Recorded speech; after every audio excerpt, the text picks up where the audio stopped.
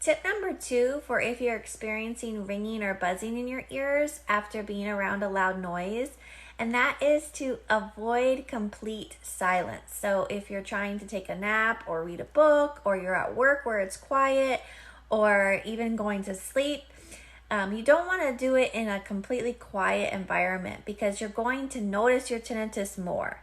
So have some low level noise on in the background, like music or white noise or nature sounds like rain or waves, or even a fan that makes a noise.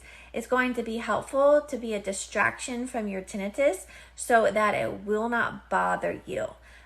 Last thing we want is for you to be really focusing on your tinnitus as your ears recover from that loud noise.